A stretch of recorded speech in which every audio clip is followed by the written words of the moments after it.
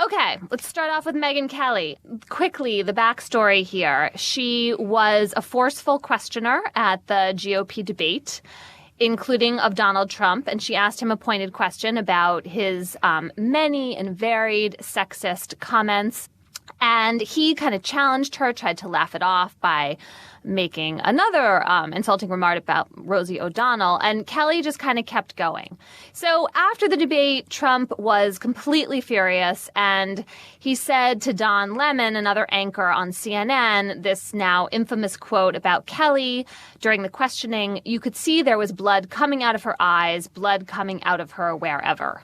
This led Eric Erickson, a conservative activist, to take away Trump's invitation to a weekend conference in the name of decency. And then we had this back and forth with Roger Ailes, the president of Fox, in which they had some phone conversation.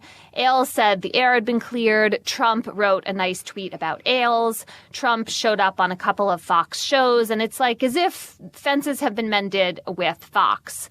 Meanwhile, Kelly went on her show and said, "I'm not going to respond to Trump. I'm moving forward, and I'm certainly not going to apologize for doing good journalism." So, Amanda, what do you think about all of this? Am I right to call Megyn Kelly a feminist hero, or at least, like, is she having a feminist heroic moment? No.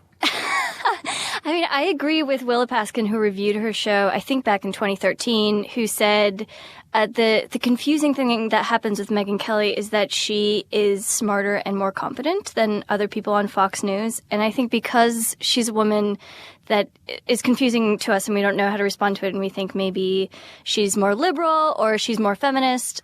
But I think what her question really did was something really crafty and great for all of the other candidates, which was put an extreme version of misogyny on display, say that it wasn't acceptable, and then, move on to chatting about whether it's okay for women to die before they get abortions. And then Scott Walker can tweet that he stands with Megyn Kelly as if he doesn't want to reduce women to their anatomy, which is like most of his platform.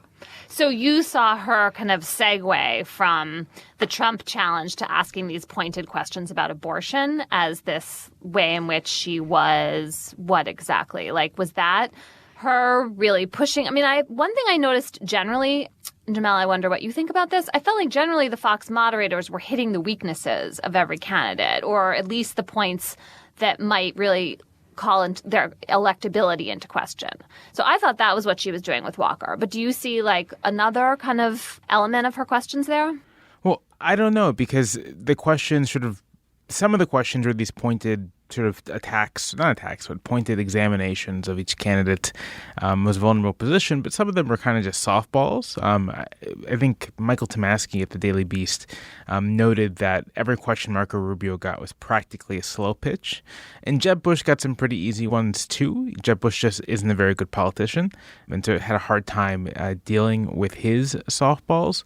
With Kelly's questions about abortion and with misogyny, I'm not entirely sure how to read it, because it's not as if this is an audience that when Scott Walker says, when Marco Rubio says, "I'm against abortion without exceptions," that they're going to boo, right? These are people who are going to clap their hands and they'll be really excited. This is what Republicans, or at least the kinds of conservative Republicans who watch debates and are engaged in the process, this is what they want to hear. So one way to read it is definitely that Kelly is trying to emphasize some sort of weakness. But another way to read it is just she's letting them show Republican voters that they're all on the same side. Amanda, did you think that Trump was actually talking about whether Megyn Kelly was having her period during the debate when he used this weird blood coming out of her wherever phrase? I think so. You do? Yeah, although I've never described anyone as having blood coming out of their eyes when they're speaking to me.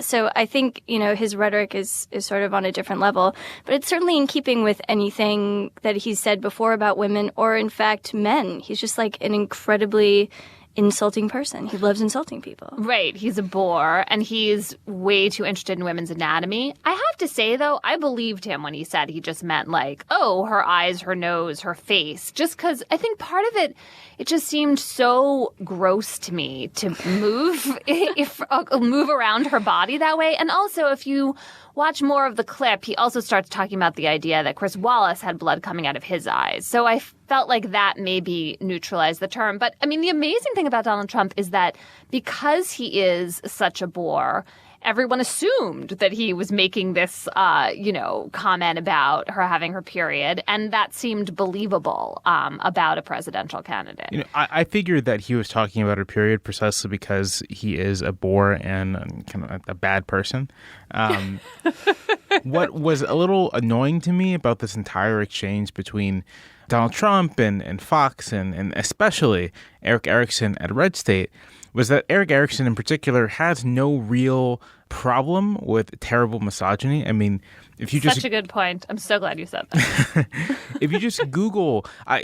listeners, Google Eric Erickson and women, and you'll have thousands upon thousands of hits of Eric Erickson saying genuinely terrible things about women. And the difference, I think, with Kelly and sort of the women that Erickson normally insults, and I should say that during the debate, Donald Trump said something about Rosie O'Donnell that was a really terrible insult.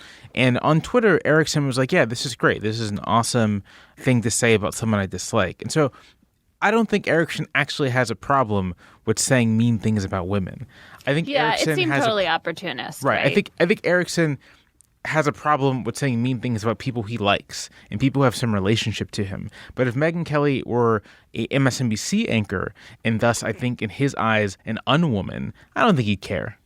Yeah, I totally agree. I mean, I think we saw this with Sarah Palin, in spades, where Republicans learn to use accusations of sexism as just another tool in the toolbox. And, it's so interesting how they have absorbed what, I think Donald Trump sort of correctly called political correctness. And I think it's, in a way, it's a way of distracting from subtler forms of sexism that, Eric Erickson or anyone else demonstrates.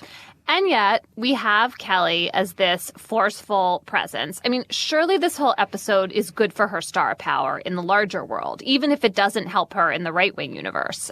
One of the things I was reading was that the number of insults hurled at her on social media just at this moment in the debate was just, rose exponentially. All kinds of people were using misogynist curse words about her. And apparently she's gotten a lot of hate mail, which makes me feel like Roger Ailes should have stood behind her more clearly and really denounced Trump as opposed to making nice with him. I do think, though, that on some level it matters to have this strong woman on the right taking heat like this, even though, I don't want to go too far toward Megyn Kelly because she has done all kinds of things in the past that have, horrified me or made me think oh, come on, she's really no feminist. You didn't think her exposés of the new Black Panthers were important and vital? Exactly. And her attack on Aisha, one of our colleagues, for writing about, daring to question the, whiteness of Santa Claus was also just Santa Claus is white, my friends. Yeah, exactly. So I don't want to put myself out there as some lover of Megyn Kelly. However, I do wonder if for somebody watching Fox, even if it's the daughters or the sisters of, conservative men, but maybe for the men themselves, that it has to have some kind of significance to have her out there and to have her not backing down. So I actually called my grandfather this morning because he is the only person who I know is a consistent viewer of Fox News. When Shark Tank isn't on, he will always watch Shark Tank instead of Fox. But good priorities. I know. I asked him how he felt about her and how he felt about her tiff with Donald Trump. And, he said that he found Donald Trump's comments embarrassing, but also that he likes Donald Trump because he says what he's thinking. And often what he's thinking is really messed up and weird. And he said another thing about Megyn Kelly. I think he likes her show as much as he likes any other Fox show, but he also said she's a good-looking dame. So maybe in the end it's her beauty and her blonde hair that are impressing the Fox audience more than her intellectual acumen. That would be depressing. I don't know. My grandfather is in his mid-80s, like many Fox viewers are, and I think I see her much differently than he does. But I agree with you that I see her as something different. I agree with Willa Paskin that I think she's very smart and really capable and good at her job. I don't really see her as a feminist hero. But you're right that she is a woman, and that is, like, unfortunately, kind of a big deal. Right.